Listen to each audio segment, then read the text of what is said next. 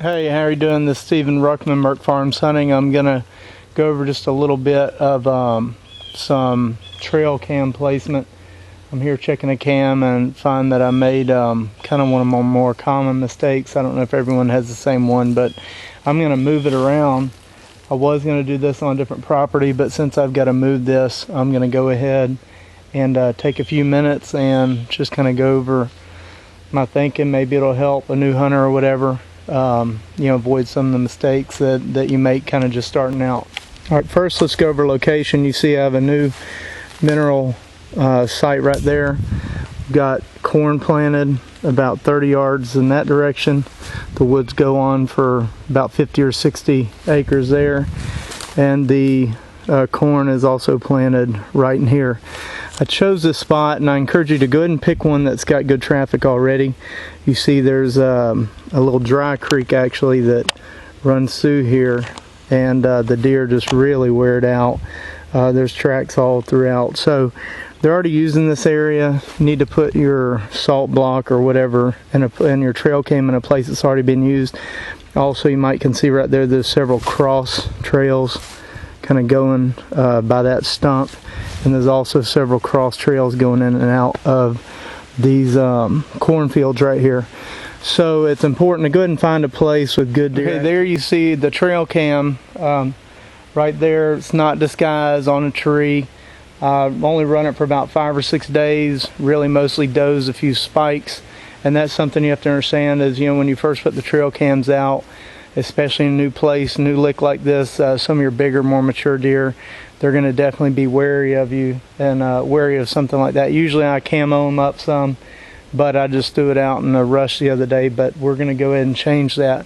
Another thing that I think I'm going to change is, that's not a very high dollar camera right there. As most hunters out there, you're not dropping $300 to $500 on kind of an outfitter type, and until I get a big sponsorship, I'm not spending $500 on a camera. But what I found in some of these kind of cheaper models, how you orient them with the rising and setting sun really plays a huge role. I think about half the camera pics that I just got off of that one there, it was just in a weird between state where the LED light hadn't really kicked in, the infrared hadn't kicked in yet to take the pictures, and it wasn't bright enough for really good photos. I may try to insert some of those so you just get a bunch of black photos. You really can't get much off of it. Would hate to see what you're looking for during that time period, but you can't really see it. So what I found is I'm going to orient them towards the rising sun. You get light on there quicker, and it also, I think, helps activate the LED night light a lot quicker too, because the sun's going down behind it.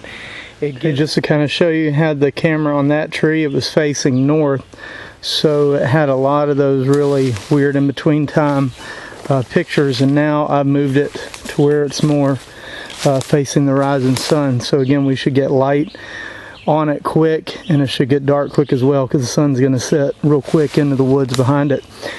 Normally I camo them up. Pick this tree here, it's already got some natural deadfall around it. I'm going to add to that before I get out of here. The one negative is this little tree right here is a little bit of an obstruction. Normally I would cut it down, but I actually left the saw in the car, which is never good. Place it about belt height, maybe a little bit, depending on your height, whatever that is, but just below my belt's pretty good.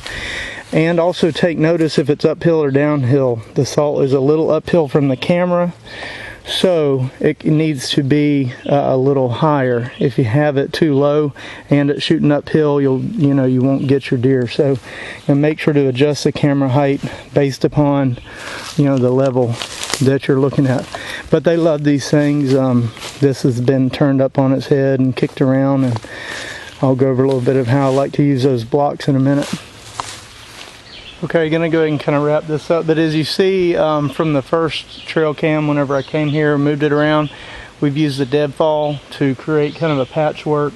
Just ripped off some tree branches here and there, stuck them in, and you see it creates nice natural camouflage all the way around except for the camera itself. But be careful whenever you're doing this. And make sure to snap off any tips and ends that could fall in front of the motion sensor, even worse yet, fall in front of the camera. So, you know, if you do decide to do something like this, which again I like to try, make sure everything's real sturdy in there. Think about if a wind blew, would it just blow everything down in front of it? But again, this is pretty good shape, ready to go, and hopefully we'll get a lot better pictures next time.